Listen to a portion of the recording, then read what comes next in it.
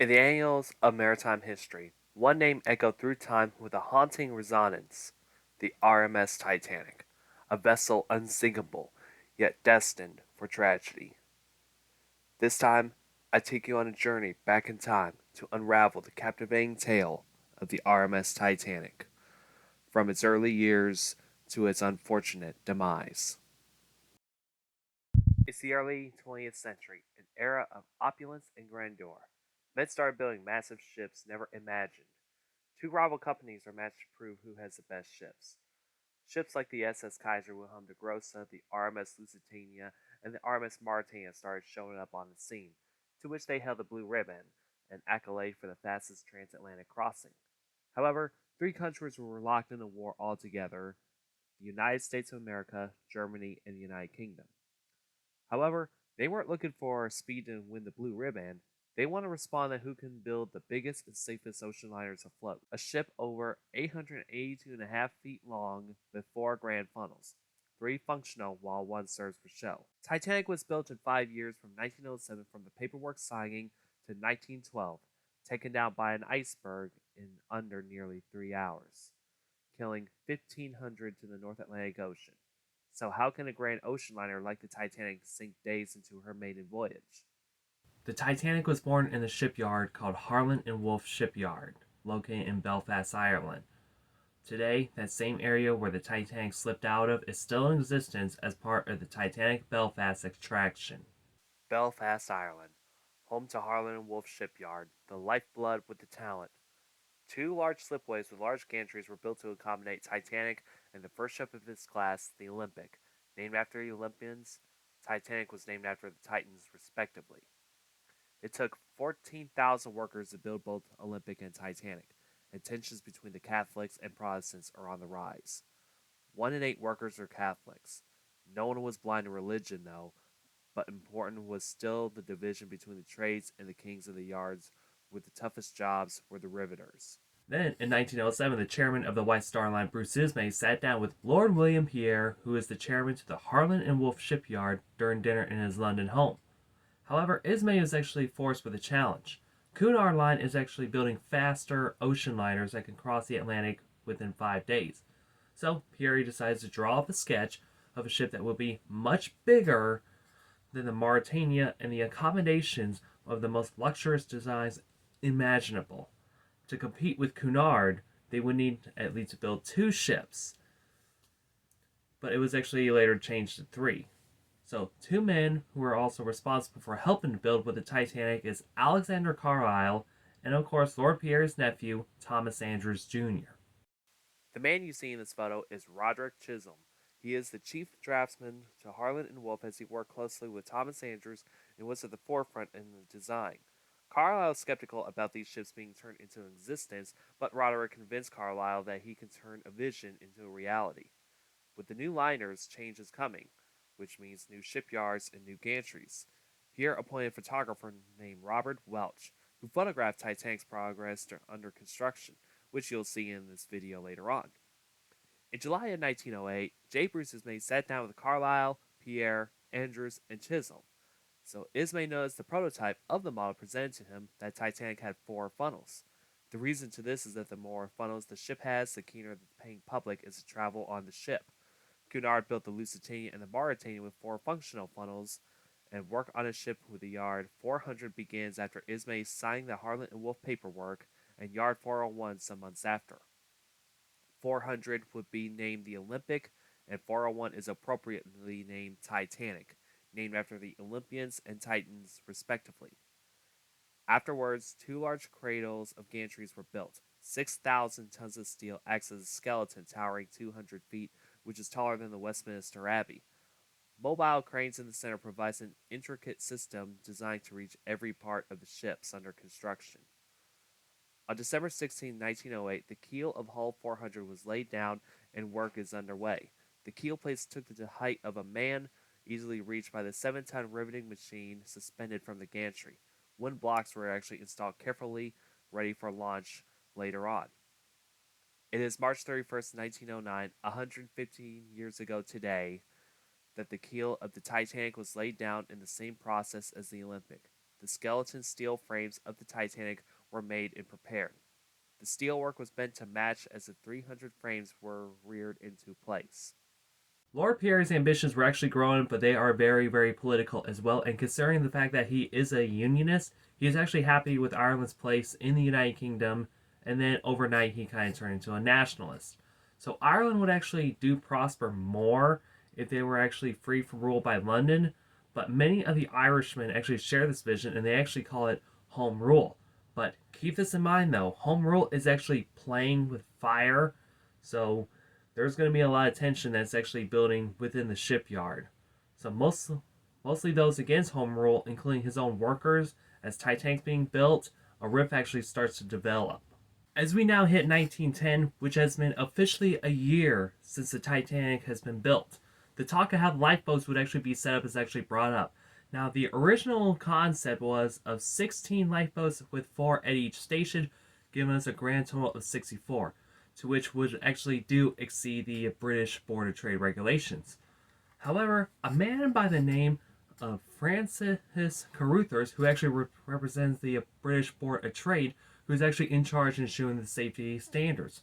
Now, a year before Titanic's launch, and this is the big Titanic mall I have, well, second largest actually, discussions for lifeboats' safety features were actually very crucial whatsoever.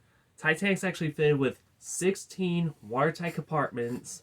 That means from 4 peak, 3 tanks, 1 for 6, 5, 4, 3, 2, 1, and of course, engine room, and the rest would be in the back. So any breach anywhere in this ship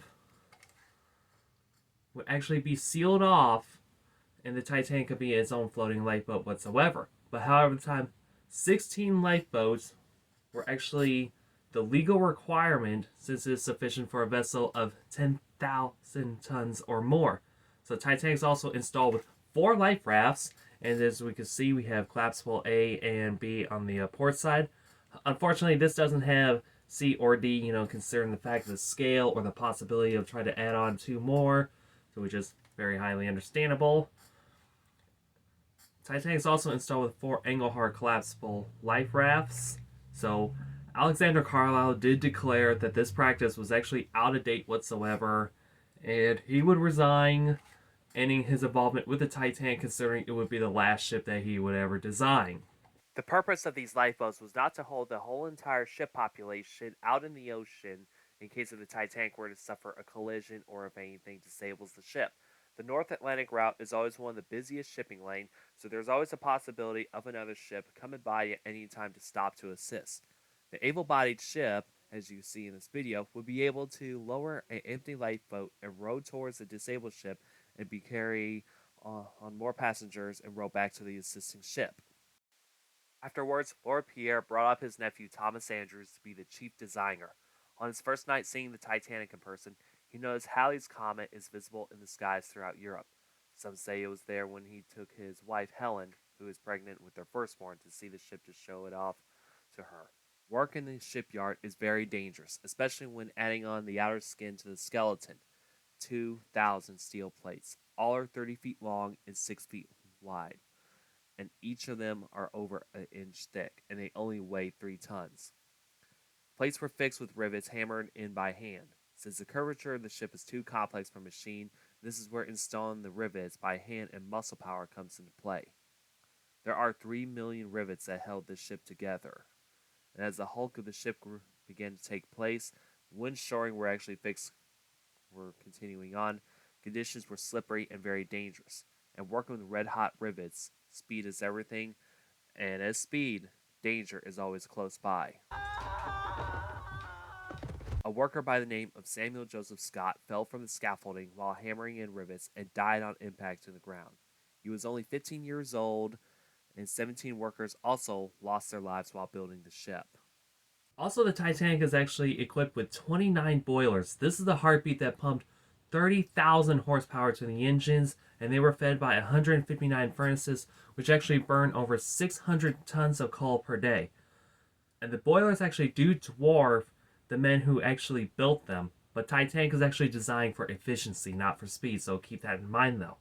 Excess steam would actually be diverted through a turbine to increase her power, and that energy will be driven to a triple-bladed central manganese propeller, which is weighed about 22 tons. And as we can see on my Titanic model, we actually do have a central propeller right here, and also the excess steam to which the reciprocating engines would power the Titanic through the open North Atlantic Ocean were actually powered by these two giant triple bladed screws, or propellers for short, which actually weighs 38 tons each. Now, these propellers would actually power the Titanic across the North Atlantic Ocean, but at this time, since we're actually 2 years away from the maiden voyage, and in my terminology, we're about 2 videos away from the maiden voyage, so if you like to keep up with this Titanic documentary, feel free to like this video, feel free to subscribe it as well, and be along for the ride as well. So how do you get these massive machinery pieces on board the Titanic?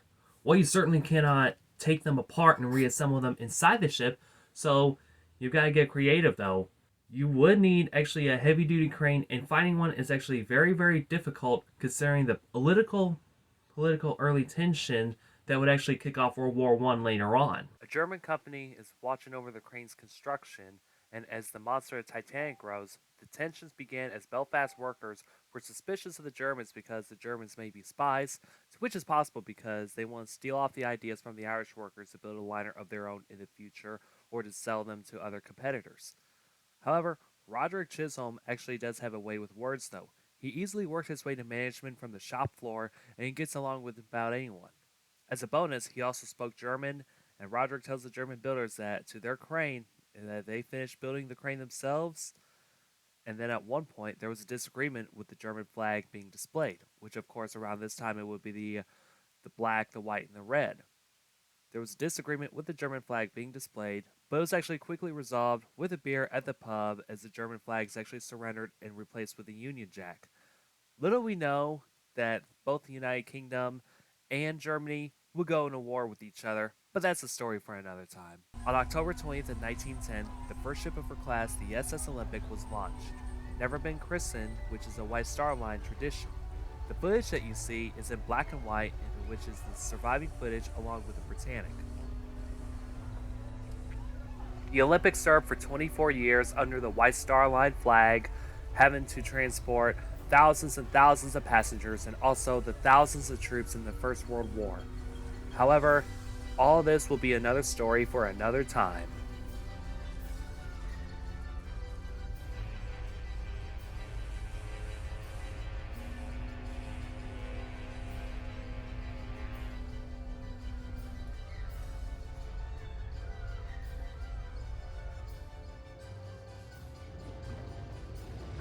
And finally, on May 31st, 1911, the 24,000 tons of hull of 401 is complete, and gold edged lettering spells out the name Titanic. Timbers were knocked as her weight is now settled onto the sliding way, which is lubricated with 20 tons of vast quantities of soft soap, tallow, and allowed mixed with oil. Attending the launch of the Titanic is Captain Edward J. Smith, which would be her future skipper, Lord Pierre, J.P. Morgan, Bruce Ismay, and 100,000 onlookers. At 12 noon, a red flag was hoisted on the jackstaff of the stern, warning oncoming boats and ships to stand clear as the triggers were released. Titanic slips out into the river Lagan, and at a quarter after 12, two rockets were launched, warning anyone to get out of the way. Titanic's hull is finally complete, as it took 62 seconds to be launched from the gantry to the river. This ship will be towed to the fitting out process. So everything actually did had to live up to its name whatsoever to dream of the world's greatest ocean liner. So every day counts, and there can no longer be any distractions whatsoever. So what is the fitting out process? The fitting out process of shipbuilding follows the float out or the launching of a vessel. It's a period where all the remaining construction of the ship is completed and ready for delivery whatsoever. So this actually includes the completion of the superstructure, the ship's power plant, the engines, the machinery, equipment and systems, interior spaces, and installation of furnishings. On board the Titanic and during the maiden voyage, there's a selection of a troubleshooting team called the Guaranteed Group. These 8 men would be chosen to go on the maiden voyage to troubleshoot any minor mishaps on the ship. They would be led by Thomas Andrews. The vision of Lord Pierre was coming to life. The Edwardian style furnishing adorns the first class lounge and the smoking rooms, and the elegant grand staircase located in the forward section between the first and second funnels descended into 7 levels between boat deck and knee deck. On top of the boat deck grand staircase is a clock called Honor and Glory Crowning Time. This clock was given to the allegorical wall in the neoclassical eclectic style. The accommodations of the Titanic can fit 833 first class passengers, 614 in second class, and 1,006 for third class. In addition, she has a crew capacity of 900. Titanic was laid out in the lighter style of contemporary high class hotels. The Ritz Hotel is a huge reference, with first class furnished in the Empire style. There's also other decorative styles which range from the Renaissance to Louis XV, were also used to decorate cabins and public rooms in first and second class. So for Titanic and Olympic, at one point they actually do both look like each other at one point, especially when both were actually in the shipyard together. As we know, the Olympic was actually painted light gray to show up better for photographs. Titanic would be painted black. But at a request from Bruce Ismay, asked the builders for the Titanic to enclose the front half section of the promenade deck. And as we can see here this would be the the enclosed promenade deck, and this rest would be open right here. Another request also is to add more staterooms to B deck, except a couple of promenade suites, like for example one on the starboard side and the other on the port side, which actually does add on more weight to the ship whatsoever. And these rooms were actually occupied by some of the richest and some of the elitists. Like, for example, B-52, 54, 56 was actually occupied by Bruce Ismay on the Titanic, while yet in the 1997 film, it was actually occupied by Rose, Ruth, Cal, and Lovejoy. Unfortunately, disaster would strike on September 21st, 1911, as the RMS Olympic, which was traveling through the Solent River, drew in the Royal Navy cruiser, the HMS Hawk. No one was hurt or killed, but it penetrated the Olympic's hull by 2 compartments, twisted a shaft, and flattened the HMS Hawk's bow, which is ironically designed to ram into enemy vessels. So the responsibility was actually labeled on Captain Edward J. Smith, who was actually in command of the Olympic around that time frame. But the Royal Navy blamed the Olympic, saying that her large displacement actually generated a suction that pulled in the Hawk. A legal argument actually ensued who was to blame for the Olympic. Was basically the ship was actually under the control of the harbor pilot. But the White Star Line actually did face legal bills and the costs, so it took 2 weeks to patch up the repair and the damage to allow her to go back into Belfast for that repairs whatsoever. So to expedite this, Harland and Wolff were obliged to replace Olympic's damaged propeller shaft with one from Titanic. However, Titanic's builders were so easy to handle the press, telling them that the Olympic actually got off scotch-free with the collision due to the automatic watertight doors.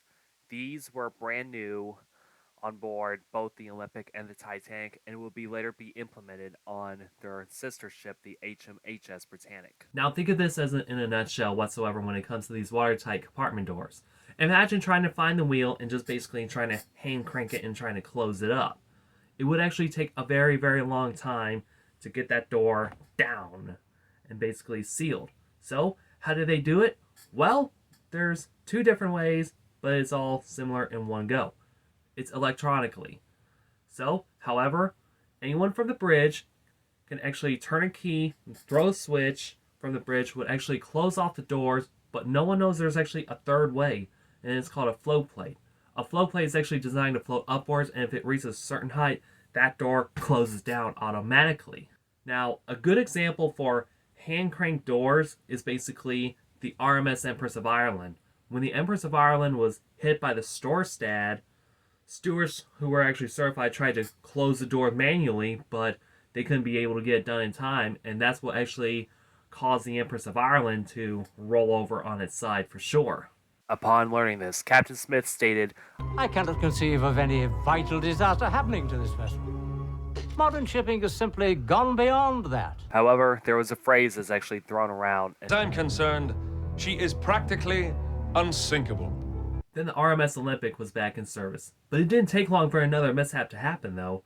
Olympic lost a propeller in the February of 1912 on an eastbound voyage from New York to Southampton in February.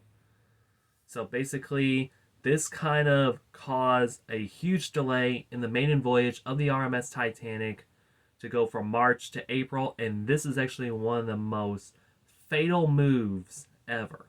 On March 6, 1912, a photograph of the Olympic being maneuvered into the Thompson dry dock is taken. It would be one of the few last time both Titanic and Olympic were photographed together. And as we all know, this move appeared to be a very fatal move for the Titanic, thus delaying her original maiden voyage from March to April 10, 1912, a mishap that provided with fatal consequences. Lord William Pierre never got to see his ship make her maiden voyage as he was ambushed by his own workers throwing rivets at him, which were used to build the Titanic but could make deadly projectile weapons. As tensions still unfold with Home Rule, Lord Pierre's departure set off a rift of hostility between Catholics and Protestant workers. Home Rule has put an effect on the Titanic. To the Unionists, she's a British ship. To the Nationalists, she's an Irish ship. Politics were being fueled with anger, and in the shipyard, scores were being settled. Protestant workers attacked Catholic workers very unprovoked. Once all the tensions, the mishaps with the Olympics, and the fitting out process complete for Titanic, there was only one thing that the Titanic needed to go through: her sea trials. Tune in back in here on April 2nd of 2024, to which we will talk about Titanic sea trials.